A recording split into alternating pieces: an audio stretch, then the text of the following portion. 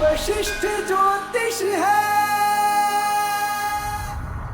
आपने अक्सर देखा होगा कि कुछ काम करने के बाद, चाहे वो छोटे हो चाहे वो बड़े हो, कोई भी आप नया काम अपने जीवन के अंदर करते हो, उसके बाद आपके जीवन के अंदर एक सडनली काफ़ी बड़े बदलाव आ जाते हैं। तो चलिए आज गुरुजी के माध्यम से इसका कारण समझने की कोशिश करते हैं। लाल किताब के अनुसार हर ग्रह का एक पार्टिकुलर समय होता है उसके एक्टिव होने का, और जो आपके जीवन में बड़े बड़े बदलाव आते हैं कुछ भी करने के बाद, उनका कारण यही होता है कि जब आप कोई ऐसा काम करते हो जिससे कोई ग्रह, दूसरा बैठा हुआ ग्रह कुंडली के अंदर एक्टिव हो जाता है, तो इसके बाद वो अपना फल देना शुरू कर देता है। और वो जिस तरीके से कुंडली के अंदर बैठा हो, चाहे वो अच्छा चाहे वो बुरा, अगर वो अच्छा होगा तो वो आपको अच्छा फल देगा, अगर वो बुरा होगा तो वो आपको बुरा फल देगा।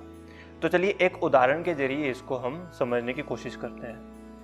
शादी के समय आपकी कुंडली में बैठे हुए दो ग्रह मंगल और शुक्र, ये दोनों एक्टिव हो जाते हैं। तो हम जो बात करेंगे वो सिर्फ मंगल की करेंगे।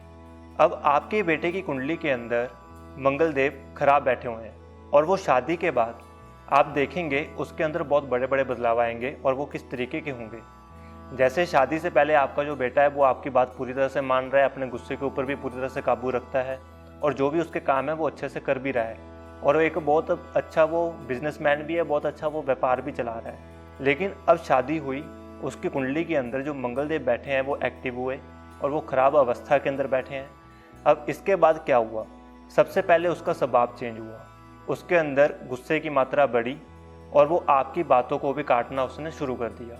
इस बदलाव को देखने के बाद बच्चे की माता को लगता है कि ये सब उसकी बहू के कारण हुआ है, क्योंकि उसकी बहू अभी अभी घर में आई है और उसने आते ही उसके बेटे को अपने काबू में रख कर लिया है।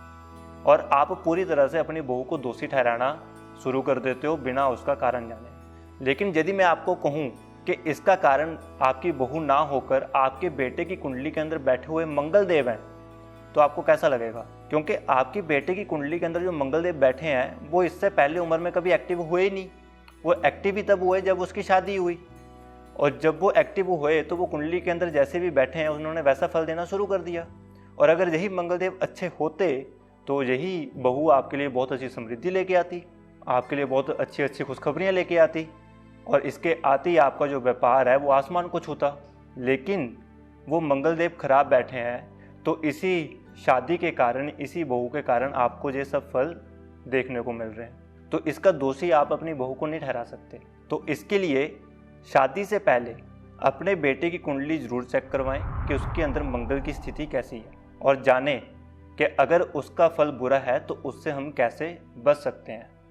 अब ये सिर्फ मैंने आपको मंगल का बताया है, लेकिन कुंडली के अंदर बाकी 8 ग्रह और भी हैं जो ऐसे ही आपके अलग अलग काम करने से एक्टिव हो जाते हैं और उसके बाद अपना अच्छा या बुरा फल देना शुरू करते हैं। तो इसी तरह से अपने बच्चों की या फिर अपनी खुद की कुंडली को जानने के लिए हमारी वेबसाइट astroscience.com के ऊपर जाएं और फ्री में अपनी वशिष्ठ ज्योतिष को पढ़ें, और उसके अंदर देखें कि आपका कौन सा ग्रह अच्छा है और कौन सा ग्रह बुरा है, और जब वो एक्टिव होगा तो उसके बाद वो आपको किस तरह के फल देने वाला है, और वो असल में एक्टिव कब होगा ये भी आपको वहाँ पे पता चलेगा। और अगर आपको पता चले कि ये ग्रह एक्टिव होने के बाद आपको बुरा फल देने वाला है, तो उससे लड़ने की तैयारी या उससे बचने की तैयारी आप पहले ही कर सकते हो वशिष्ठ ज्योतिष के जरिए।